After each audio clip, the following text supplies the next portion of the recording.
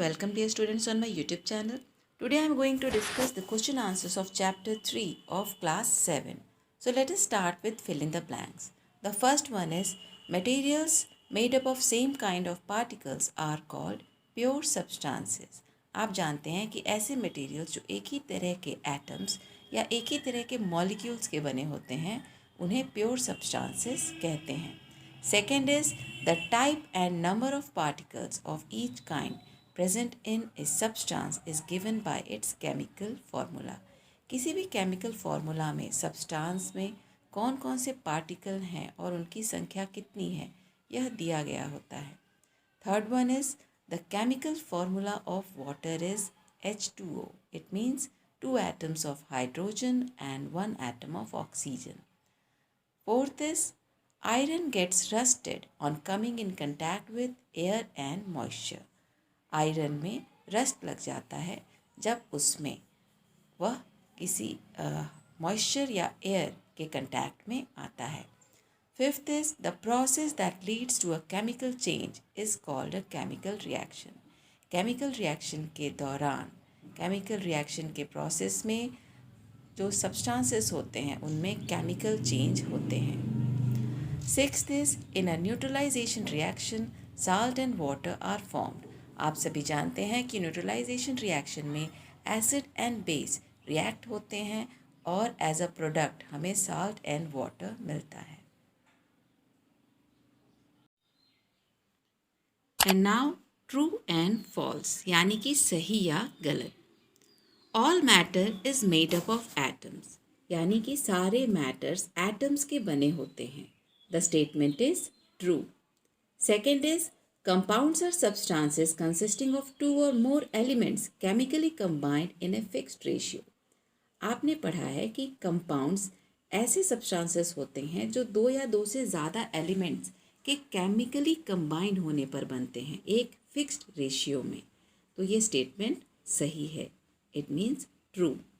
Third one is the symbol of element copper is Cu. This is also correct. आपको सारे elements के symbols याद करने हैं. Fourth is formula of sodium chloride is written as ClNa. ये false है क्योंकि आपने केमिकल फार्मूला लिखते समय ये जाना था कि जब भी कोई पॉजिटिव आयन होता है तो वह केमिकल फार्मूला में पहले लिखा जाता है. यानी इसका सही में करेक्ट केमिकल फार्मूला होगा NaCl. Okay. Fifth one is the chemical formula of aluminium sulfate is Al2SO4. It is false because सही formula होगा Al2SO4 whole thrice. New substance formed in a chemical reaction is called product. It is correct क्योंकि chemical reaction में reactants react होते हैं और जो हमें नया substance मिलता है that is called product. Seventh is magnesium hydroxide is an acid. The statement is false because magnesium hydroxide एक base है, acid नहीं है. Now tick the correct option. The chemical symbol Ag represents the element silver. Ag silver का symbol है. Second is one molecule of nitric acid is made up of. Nitric acid का chemical formula होता है HNO3 यानी 1 atom of hydrogen, 1 atom of nitrogen and 3 atoms of oxygen. Third one is the chemical formula of magnesium phosphate is. Magnesium phosphate का chemical formula होता है Mg3PO4 whole twice. Okay. Fourth is the following reaction is an example of a combination reaction, displacement, decomposition और neutralisation reaction. तो आप इस reaction में देखिए कि आयरन कॉपर सल्फेट में से कॉपर को डिस्प्लेस कर रहा है. तो इस तरह से ये रिएक्शन एक डिस्प्लेसमेंट रिएक्शन है. Fifth is chemical formula of quicklime is. Chemical formula of quicklime. Quicklime calcium oxide का ही दूसरा नाम है इसलिए इसका केमिकल फार्मूला होगा CaO. Now brief answer questions. First is what are elements. Elements क्या होते हैं. The answer is A pure substance which is made up of atoms of same kind are called elements. ऐसे pure substances जो एक ही तरह के atoms के बने होते हैं उन्हें एलिमेंट्स कहते हैं. Second is give the chemical symbol of iron and chlorine. Iron and chlorine का केमिकल सिंबल क्या है? आयरन का केमिकल सिंबल है Fe एंड क्लोरीन का केमिकल सिंबल है Cl. Now question number 3. Right the chemical फॉर्मूले ऑफ द फॉलोइंग कंपाउंड्स. आपको aluminium oxide and zinc acetate का केमिकल फॉर्मूला लिखना है जो मैंने यहाँ आपको दिखाया है. Al2O3 is aluminium oxide and ZnCHCO2 whole twice is zinc acetate. Now balance the following equation. जब भी हम इक्वेशंस को बैलेंस करते हैं तो हमें ध्यान रखना होता है कि इक्वेशन के left hand side and right hand side दोनों साइड नंबर ऑफ एटम्स बराबर होने चाहिए. जो क्वेश्चन का इक्वेशन है उसमें हम देख रहे हैं कि 2H2 plus H 3H left side में है और राइट साइड में केवल 2H हैं यानी H2. तो ये बैलेंस नहीं है. इसको बैलेंस करने के लिए जब हम 2HCl करते हैं, आंसर वाले इक्वेशन को देखिए, CaOH whole twice plus 2HCl gives CaCl2 plus 2H2O. This is the balanced equation. Now question number 5. What does a chemical equation represent? Chemical equation क्या represent करता है? The answer is chemical equation represents the chemical reaction and symbols and formulas of substances involved in the reaction. Okay. So question number 6. What are reactants and products in a chemical equation? The answer is substances undergoing change in a chemical reaction are called reactants. ऐसे substances जिनमें change होता है उसे reactants कहते हैं. The new substance which are formed after reaction are called products. और reaction के बाद जो न्यू सब्सटेंस बनता है उसे प्रोडक्ट कहते हैं. एक केमिकल इक्वेशन में रिएक्टेंट्स लेफ्ट साइड होते हैं और प्रोडक्ट्स राइट साइड में होते हैं. Give one example of a combination reaction. आपको कॉम्बिनेशन रिएक्शन का एक एग्जाम्पल बताना है. Combination reaction is a reaction in which 2 or more substances combine to form a new substances. Combination reaction में 2 या 2 से ज़्यादा सब्सटेंसेस कंबाइन होकर एक नया सब्सटेंस बनाते हैं. जैसा कि यहाँ हम देख रहे हैं कि हाइड्रोजन एंड ऑक्सीजन के एटम्स कंबाइन होकर एक नया सब्सटेंस बनाते हैं, दैट इज़ वाटर. यहाँ H2 जो है ये थोड़ा प्रिंटिंग मिस्टेक है, आप देखेंगे 2H2 plus O2 gives 2H2O. यहाँ पे H2 नीचे होगा, O2 नीचे की तरफ होगा, जैसे कि आप पहले के इक्वेशंस में देख चुके हैं. Okay, that is printing error, you can correct it. Now long answer questions. Right the steps involve in writing the chemical formula of calcium phosphate. Calcium phosphate का केमिकल फार्मूला लिखने में जो स्टेप्स होते हैं उसको आपको यहाँ लिखना है. फर्स्ट स्टेप क्या होता है? जब भी हमें कैल्शियम फॉस्फेट या किसी दूसरे का भी अगर हमें केमिकल फार्मूला लिखना है तो सबसे पहले हम उसके आयंस के केमिकल सिंबल्स लिखते हैं विथ चार्जेस. जैसे कि यहाँ लिखा गया Ca2 प्लस PO4 3 माइनस. हम सिंबल्स को लिखते हैं, आयंस के सिंबल्स को लिखते हैं विद द चार्जेस, उनके चार्जेस के साथ. उसके बाद हम देखते हैं कि इनके चार्जेस में कोई कॉमन फैक्टर तो नहीं है.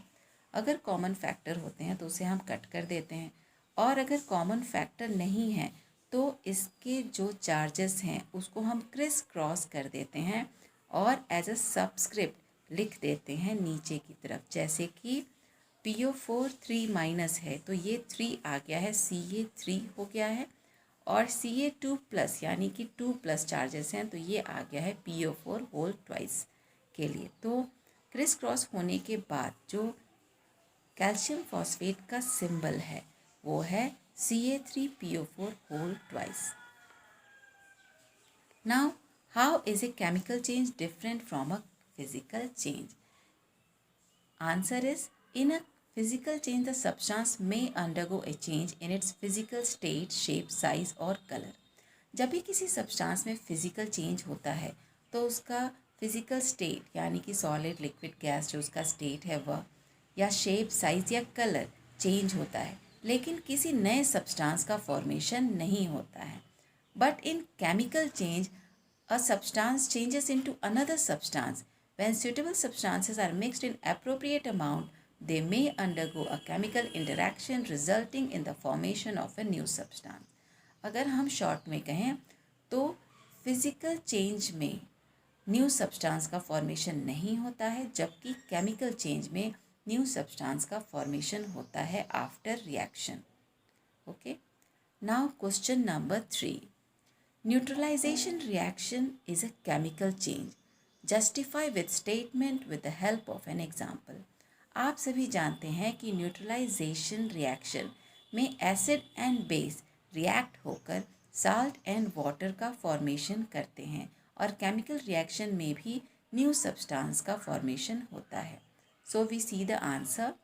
Neutralization reaction is a chemical change because it is a chemical reaction between an acid and a base which always leads to the formation of salt and water. Now question number 4.